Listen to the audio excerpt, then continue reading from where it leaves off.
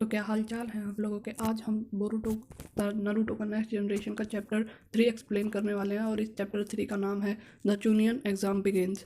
तो chapter start करते हैं। और पिछली वीडियो में एक बंदे ने कमेंट किया था कि भाई तुम मतलब बहुत ज़्यादा स्पीड में बोलते हो, तो स्पीड धीरा रख के बोलो। तो ठीक है भाई, स्पीड धीरे रख के बोलेंगे। हाँ, तो हमें दिखाया जाता है सीन एक ट्रेन से। ट्रेन के अंदर गारा और गारा का भाई बैठा होता है और 3 नए बच्चे बैठे होते हैं जिनके बारे में हम आगे जानेंगे। और गारा का भाई बोलता है कि हमें जल्दी से जल्दी लीव विलेज पहुंचना होगा। और वो बोलता है कल ही यूनियन एग्ज़ाम शुरू है और वो बोलता है हमें पहले से तैयारी करके रखनी होगी। तो बाकी जो 3 बच्चे बैठे होते हैं वो बोलते हैं यस सर। तो जब वो पिंकी बोलता है कि हमें अपने फादर की रिस्पेक्ट रखनी होगी पूरे विलेज के आगे और हम तीनों को लास्ट तक लड़ना होगा और हमें ही विक्ट्री मतलब वो हमें ही जीतना पड़ेगा। तब उसका जो गारा होता है वो कहता है तो हाँ ऐसा ही होना चाहिए। तो वो बोलता है कि तुम्हारे जो अपोनेंट है वो दूसरे विलेज से है। तो गिनती की बोलता है उससे कोई प्रॉब्लम नहीं है। और वो ऐसे कह के बात कर रहे होते हैं एक दूसरे के बारे में। और गारा बोलता है कि तुम लोग अच्छी तरीके से करना और आज आराम करना पूरा दिन, क्योंकि कल तुम्हारी ट्रेनिंग मतलब जूनियर एग्ज़ाम शुरू हो रहा है। तो वो बोलते हैं यस सर। और तब हम एक ली के घर से आवाज़ आ रही होती है 32 33। तब हम देखते हैं कि जो ली हमारा ली होता है वो पुशअप्स लगा रहा होता है और वो मन में सोच रहा होता है कल एक बहुत बड़ा दिन है और मुझे बहुत ज़्यादा ट्रेनिंग करनी चाहिए। ये बिल्कुल अपने पिता पे गया है कि मुझे बहुत ज़्यादा ट्रेनिंग करनी चाहिए और जिससे मैं अपने माइंड को फोकस रख पाऊँ और कल मैं बिल्कुल भी मतलब नर्वस ना हूँ और मैं जूनियर एग्ज़ाम जीत जाऊँ, ऐसे सोचता है वो। और तब हम देखते हैं कि कोई शूरिकेन की प्रैक्टिस कर रहा होता है और वो शूरिकेन की प्रैक्टिस बोरुटो कर रहा होता है सास्के के साथ।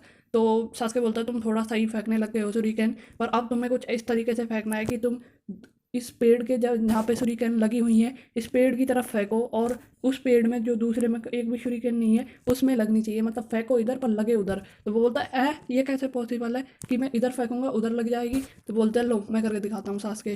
तो सास्के 2 शूरिकेन को एक साथ फेंकता है और वो इस तरीके से फेंकता है कि थोड़े दूर जाने पर वो दोनों शूरिकेन एक दूसरे से टकरा जाती है और एक शूरिकेन उस पेड़ में जाके लग जाती है। तो बोलता है हाँ ऐसे करना है और कैसे करना है। तो वो बोलता है सास्के कि ये सिर्फ एक मेथड था, इस काम को करने के बहुत ज़्यादा तरीके हैं, तुम्हें अपने दिमाग का इस्तेमाल करना चाहिए, हर चीज़ मुझसे ही पूछोगे क्या। तो बोरुतो थोड़ा ऐसे मतलब उसकी तरफ देखता है सीरियसली और बोलता है हाँ तो अब मैं करूँगा। तो फिर वो बोरुतो घर आ जाता है और बोरुतो घर आके उसी साइंटिस्ट के दिए हुए उस निंजा टूल को देख रहा होता है और वो साइंटिस्ट उससे बोलता है कोई दिक्कत नहीं है, तुम इसे इस्तेमाल कर सकते हो, किसी को पता भी नहीं चलेगा, अगर तुम्हें दिक्कत आए तो तुम ज़रूर इस्तेमाल कर लेना, तुम ही जीतोगे। बोरुटो इसको अंदर से बिल्कुल भी इस्तेमाल करना नहीं चाहता। और सॉरी गाइस ऐसे आवाज़ आई क्योंकि मेरे को थोड़ा फीवर हो रहा है, तो कोई दिक्कत नहीं है ना। तो वो बोलता है वो थोड़ा अपने मन में दुखी होता है, वो अंदर से मतलब इसे इस्तेमाल करना नहीं चाहता था लेकिन फिर भी उसने ले लिया। नाउ अगला दिन आता है जिस दिन यूनियन एग्ज़ाम था।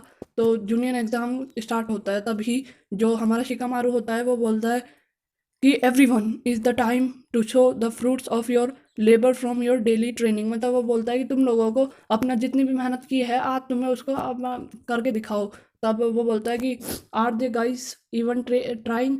तो ऐसे मतलब वो बात कर रहे होते हैं साई और शिकामारू और वो बोलता है जब साई बोलता है वो एक क्वेश्चन बोलता है साई कि वॉल्यूम 5 में से एक क्वेश्चन बोलता है कि ये ट्रू है या फॉल्स है, ये तुमको बताना है, अगर ट्रू है तो 0 की तरफ चल जाना, अगर फॉल्स है तो x की तरफ चल जाना। तो शाही क्वेश्चन बोलता है और पूछता है कि क्या ये ट्रू है क्या फॉल्स है। तो वो बोरुतो पूछता है सारदा से कि सारदा जल्दी आंसर बताओ, तुमने तो सब कुछ पढ़ रखा है ना। तो सारदा बोलता है मेरे को लगता है मैंने सिर्फ वॉल्यूम 4 तक पढ़ा है, वॉल्यूम 5 तो मैंने पढ़ा ही नहीं है। तो वो बोलता है क्या, तो तुम सोचो तो कुछ कुछ तो आंसर आ रहा होगा ना। तो वो बोलता है नहीं नहीं मैंने वॉल्यूम 5 तो पढ़ा ही नहीं है। तो वो बोलती है तो क्या करें। जब वो पूछती है बोरुतो अगर तुम अगर मेरे पापा की जगह होते तो क्या चूज़ करते। तो वो बोलता अच्छा मैं पापा की जगह तुम्हारे पापा की जगह होता तो मैं चूज़ करता एक्स को, क्योंकि वो थोड़े से है ना मतलब किसी की बात ना मानने वाले और खुद ही मर्जी पे चलने वाले हैं। तो वो बोलते हैं अच्छा पर तुम ऐसा क्यों पूछ रही हो सारदा। तो सारदा बोलती है कि मुझे हुकागे बनना है और मुझे उनके रास्ते पे नहीं चलना, मुझे उनसे अलग चलना है। और ये बोल के वो राइट की तरफ चल जाती है, ट्रू की तरफ,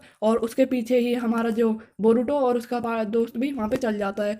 तब जो साई होता है वो बोलता है कि मतलब पिच ऑफ ब्लैक्स और कुछ ऐसे ही मतलब कंफ्यूजिंग वर्ड्स बोलता है और बोलता है कि ये देख लो करेक्ट आंसर क्या है। तो हमें दिखाई जाता है करेक्ट आंसर एक्स और वो ओ दोनों एक साथ लिखे हुए हैं। तो कोई कुछ समझ नहीं पाता है मतलब है क्या भाई, मतलब ना एक्स है ना ये है तो करेक्ट आंसर है क्या।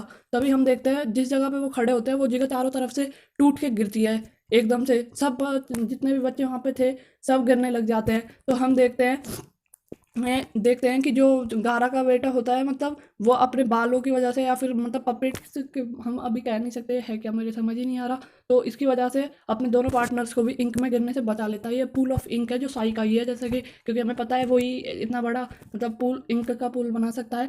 तभी बोरूटो भी गिर रहा होता है। तो बोरूटो को बचाने के लिए जो वो सारदा होती है और उसका पार्टनर होता है वो रस्सी फेंकती है सारदा, और सारदा का वो पार्टनर है जिसके पास स्नेक एबिलिटीज़ हैं, वो उसको रस्सी को पकड़ता है और फिर अपने हाथ को लंबा करके बोरूटो को पकड़ता है। मतलब बोरूटो को भी सेलेक्ट हो चुका है एक तरीके से देखे, वो भी बच चुका है इंक में गिरने से। और फिर हम देखते हैं कि कुछ बहुत सारे लोग उसमें गिर चुके हैं वो इंक में। और तभी हम देखते हैं कि जो शिकामारू का बेटा होता है उसने भी अपने शैडो मतलब पोजीशन जिसू से अपने दोनों टीममेट्स को बचा लिया होता है। और तब सब लोग बाहर आ जाते हैं। तो साई बोलता है कि यह था कि मतलब जो तुम्हारे जितनी भी आज तक तुमने मेहनत की है ना उसको यहाँ पे शो करना था, एक क्वेश्चन तो बस तुम्हें उलझाने के लिए था, वॉल्यूम 5 तो है ही नहीं। तभी सारा तो बोलते हैं मुझे पता था, मैंने वॉल्यूम 4 तक ही पढ़ा था, वॉल्यूम 5 मैंने आज तक पढ़ा ही नहीं। तब वो बोलता है जो भी लोग इंक में हुए हैं वो पीछे बैठे हैं, तुम देख सकते हो यहाँ पे। और जो भी लोग इंक में नहीं हुए वो खड़े हैं। तो जो इंक में नहीं हुए हैं वो अब सेलेक्ट हो चुके हैं। तो हम देख सकते हैं कि हमारी बोरूटो की टीम इसमें सेलेक्ट हो चुकी है जूनियर एग्जाम के फर्स्ट उसमें। तो जो वो होती है सारदा वो बहुत ज़्यादा खुश हो जाती है, बोलती है यस हम जीत चुके हैं।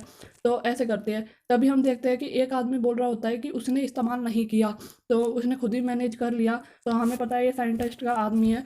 तभी वहाँ पे शिकामारू आ जाता है हुकागे ऑफिस में, और वो लोग बात कर रहे होते हैं एक दूसरे के बारे में कि तुम्हारा फेस ऐसे आज लंबा लंबा क्या है, कैसे हो रहा है, तुम क्या अभी भी फैमिली ट्रबल में हो, और ऐसे ही मतलब वो मजाक कर रहे होते हैं। और फिर नारुतो बोलता है शट अप शिकामारू। तो ऐसे ही उन लोगों का थोड़ी बातचीत होती रहती है। तभी हम देखते हैं जो हमारा बोरूटो होता है वो घर पे बेड पे लेटा होता है थकान की वजह से। और फिर वो जैसे एकदम से खड़ा होता है, उसके कंप्यूटर पे कुछ ईमेल टाइप आया होता है, वो जाके चेक करता है क्या ईमेल आया है। जैसे ही वो ईमेल को खोलता है तो उसमें लिखा होता है congratulations on your passing the first exam, do your best on the next 1-2। तो जो बोरूटो होता है वो इससे थोड़ा सा मतलब दुखी हो जाता है इस ईमेल को पढ़ के। वो बोलता है कि मतलब एक ईमेल मतलब उन्होंने मेरे लिए कम से कम अपना एक लोन तक नहीं भेजा। तो और ये वीडियो ज़्यादा लंबी होने वाली है क्योंकि इस वीडियो में काफ़ी ज़्यादा इन्फॉर्मेशन है बताने के लिए, ये काफ़ी आगे तक रिलेट करेगी। तो ठीक है, तो इस वीडियो को लंबी होनी है, कोई दिक्कत नहीं है। तो वो बोरूटो थोड़ा ऐसा ही रहता है। तभी बोरूटो अपने शूरिकेन्स की प्रैक्टिस करता है ऐसे ही डबल टैप करके, और उस पेड़ के दूसरी तरफ निशाना और दूसरी तरफ मारने को, तो उस पर नहीं हो पाता। तब वो बोलता है कि मेरे को लगता है सारादा इसमें परफेक्ट होगी क्योंकि वो आपकी बेटी है, आपका खून उचिया क्लैन का खून है उसके अंदर। तो वो जो हमारा सासके होता है, अच्छा तो वो बोलता है अगर ऐसी बात है ना तो लो, वो बहुत सारे साइडो क्लोन्स बना लेता है। और वो बोलता है ये तो तुम्हारे क्लैन की, ये तुम्हारे फादर की वो टेक्निक है ना, तो फिर तुम क्यों नहीं बना पाते इतने साइडो क्लोन्स। तो वो बोलता है कि नहीं मैं बना सकता हूँ। और फिर वो अपने साइडो क्लोन्स बनाता है और वो बनते हैं सिर्फ 4। तो वो बोलते हैं साथ मेरी इतनी लिमिट है। तो अगले दिन हम देखते हैं कि जूनियर एग्जाम का नेक्स्ट डे आ गया है, और यहाँ पे सब लोगों का अपना जो फ्लैग है, एक कलर का फ्लैग दे रखा है, वो प्रोटेक्ट करना होता है।